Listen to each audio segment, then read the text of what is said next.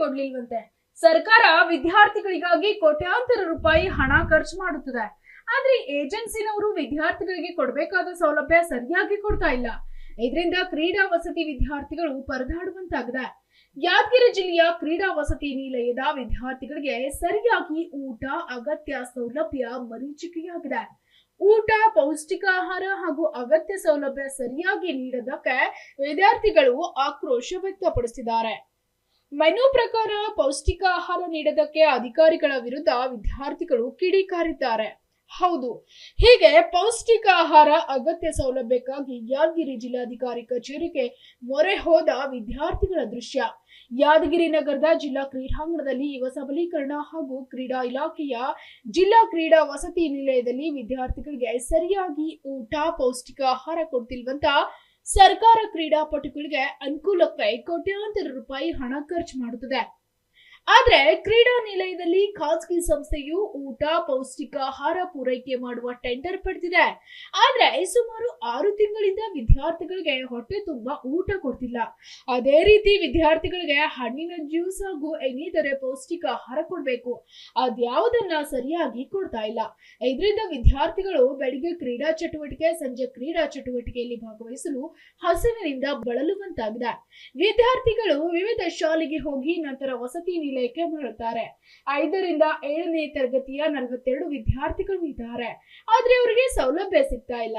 ಹಾಗಾಗಿ ವಿದ್ಯಾರ್ಥಿಗಳು ಊಟ, ಪೌಷ್ಟಿಕ ಆಹಾರ ಹಾಗೂ ಅಗತ್ಯ ಸೌಲಭ್ಯವನ್ನ ಕಲ್ಪಿಸುವಂತೆ ಜಿಲ್ಲಾಧಿಕಾರಿ ಕಚೇರಿ ಮೊರೆ ಹೋಗಿದ್ದಾರೆ. ಈ ಬಗ್ಗೆ ಸರಿಯಾಗಿ ಸೌಲಭ್ಯ ನೀಡುವಂತೆ ವಿದ್ಯಾರ್ಥಿಗಳು ಆಗ್ರಹ ಮಾಡ್ತಿದ್ದಾರೆ. ಮೆನು ಪ್ರಕಾರ ಊಟ, ಪೌಷ್ಟಿಕ ಆಹಾರ ಹಾಗೂ ಅಗತ್ಯ ಸೌಲಭ್ಯ ಕೊಡ್ತಾ ಇಲ್ಲ. ಕ್ರೀಡಾಪಟುಗಳಿಗೆ ಕ್ರೀಡಾ ಸಾಮಗ್ರಿಗಳು ಕೊಡ್ತಾ ಇಲ್ಲ. ಜಿಲ್ಲಾಧಿಕಾರಿ ಕಚೇರಿಗೆ ಆಗಮಿಸಿ ಜಿಲ್ಲಾಧಿಕಾರಿ ಹರ್ಷಲ್ ಬೋಯರ್ ಅವರ ಮುಂದೆ ಅಗತ್ಯ ಸೌಲಭ್ಯ ಕಲ್ಪಿಸುವಂತೆ ವಿದ್ಯಾರ್ಥಿಗಳು ನೋವು ತೋಡ್ಕೊಂಡ್ರು. ಈ ಬಗ್ಗೆ ಯುವ ಸಬಲೀಕರಣ ಹಾಗೂ ಕ್ರೀಡಾ ಇಲಾಖೆ ಸಹಾಯಕ ನಿರ್ದೇಶಕ ರಾಜು ಬಾವಿಹಳ್ಳಿ ಅವರು ಮಾತನಾಡಿ, ವಿವಿಧ ದೇಶ ಮಹಿಳಾ ಸಂಘದ ಸಂಸ್ಥೆಗೆ ಟೆಂಡರ್ ಆಗಿದೆ, ಆದ್ರೆ ಅವರಿಗೆ ನೋಟಿಸ್ ಕೊಡಲಾಗಿದೆ ಅಂತ ಹೇಳಿದ್ದಾರೆ. ಸಂಸ್ಥೆಯು ಅವರಿಗೆ ಬಿಲ್ ಪಾವತಿಯಾಗದಕ್ಕೆ ಸರಿಯಾಗಿ ಊಟ, ಪೌಷ್ಟಿಕ ಆಹಾರ ಕೊಡ್ತಾ ಇಲ್ಲ ಅಂತ ನೆಪ ಹೇಳ್ತಾರಂತೆ. ಅಧಿಕಾರಿಗಳು ನೋಟಿಸ್ ನೀಡಿ ಕೈ ತೊಳ್ಕೊಳ್ಳದೆ ಕಠಿಣ ಕ್ರಮ ಕೈಗೊಳ್ಳಬೇಕು. ವಿದ್ಯಾರ್ಥಿಗಳಿಗೆ ಎಲ್ಲ ಸೌಲಭ್ಯ ಕಲ್ಪಿಸಬೇಕಾಗಿದೆ.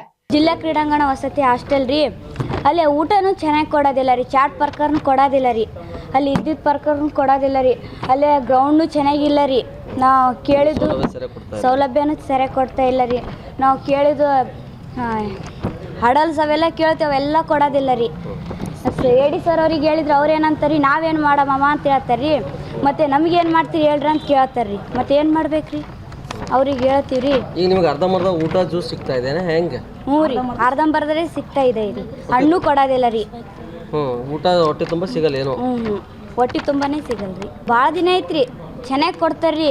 ಇವಾಗ ಚೆನ್ನಾಗಿರಲ್ರಿ, ಎಲ್ಲ ಚಪಾತಿ ಕೊಡ್ತಾರ್ರಿ, ಚಪಾತಿ.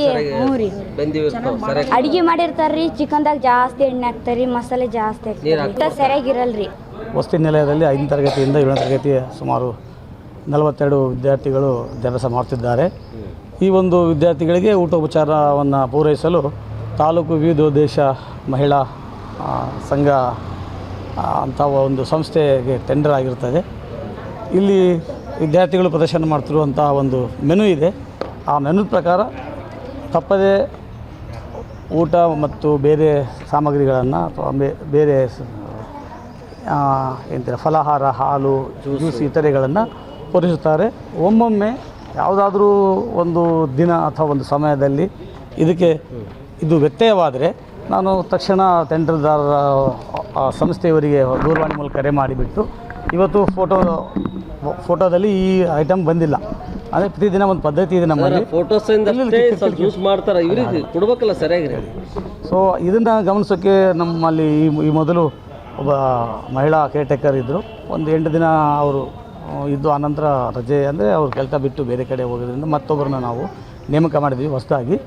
ಸೊ ಈ ನಿಟ್ಟಿನಲ್ಲಿ ನಮಗೆ ಕಳೆದ ಒಂದು ಸೆಪ್ಟೆಂಬರ್ ತಿಂಗಳಿಂದ ಈವರೆಗೆ, ಅಂದರೆ ಡಿಸೆಂಬರ್ವರೆಗೆ ಅವ್ರಿಗೆ ಸರಿಯಾದ ಊಟ ಸರಬರಾಜು ಮಾಡಿದ್ದೀವಿ ನಾವು. ಅವ್ರು ಬಿಲ್ ಆಗಲಿಲ್ಲ, ನಮಗೆ ಬಿಲ್ ಆದರೆ ನಮಗೆ ಸರಿಯಾದ ರೀತಿಯಲ್ಲಿ ಸರಬರಾಜು ಮಾಡೋಕ್ಕೆ ಅವಕಾಶ ಆಗುತ್ತೆ ಅಂತೇಳಿ ಅವ್ರ ಆಫೀಸ್ ಇದೆ, ನಾವು ಇದ್ದೀವಿ, ಅದನ್ನು ಕೊಡಬಾರ್ದು. ಸೊ ಈ ನಿಟ್ಟಿನಲ್ಲಿ ನಾವು ಆಗಲೇ ನೋಟಿಸ್ ಕೂಡ ಕೊಟ್ಟಿದ್ವಿ. ಈ ನಡುವೆ ತಮಗೆ ಗೊತ್ತಿರೋ ಒಂದು ಪಡಿತರ ಅಕ್ಕಿಯ ಒಂದು ಪ್ರಕರಣ ಕೂಡ ಬಂತು.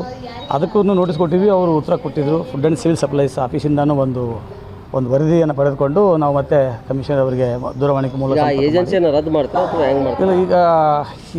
ಈಗೇನಿದೆ ಇವತ್ತಿನ ಸೇರಿಸಿ ನಾನೀಗ ಯಾಕಂದರೆ ಸಭೆ ಆದ ನಂತರ ನಾವು ಕಮಿಷನರಿಗೆ ಒಂದು ಪತ್ರ ಬರೆದಿದ್ವಿ. ಮೊದಲು ಇವರಿಗೆ ಒಂದು ಕಾರಣ ಕೇಳಿ ನೋಟಿಸ್ ಕೊಟ್ಟು ಇವರಿಂದ ಸಮಜಾಯಿಷಿ ತಗೊಂಡು ಈ ಸಮಜಾಯಿಷಿ ಸರ್ವಸಮ್ಮತ ಅಲ್ಲ ಅಥವಾ ಸರ್ವಸಮ್ಮತ ಹೌದು ಅನ್ನೋದನ್ನು ತಗೊಂಡು ಮತ್ತು ನಾವು ಸಮರ್ಪಕ ಸೌಲಭ್ಯ ಇಲ್ಲ, ಅದು ಆ ನಿಟ್ಟಿನಲ್ಲಿ ಈಗಾಗಲೇ ಟ್ರ್ಯಾಕ್ ರೀಕಾರ್ಪೆಟಿಂಗು ಮತ್ತು ಇವರಿಗೆ ಇರುವಂತಹ ಒಂದು ಚೇಂಜಿಂಗ್ ರೂಮ್ಸ್ದು ಮತ್ತು ಇಕ್ವಿಪ್ಮೆಂಟ್ದು ಆ್ಯಕ್ಷನ್ ಆಗುತ್ತೆ. ಈಗಾಗಲೇ ಅದರ ತಕ್ಕಂತೆ ಎಲ್ಲ ಹೇಳಿರಿ, ಒಳ್ಳೆ ದಾರಿ ತಪ್ಪಿಸೋದೇ ಆಗಿದೆ, ಬೇರೆದು ಏನು ಕಾರ್ಯರೂಪಕ್ಕಾಗಿಲ್ಲ. ಕೆಲವೇ ದಿನಗಳಲ್ಲಿ ಆ ಕಾಮಗಾರಿಗಳನ್ನು ಸಹ ನಾವು ಆರಂಭಿಸ್ತಿದ್ದೀವಿ.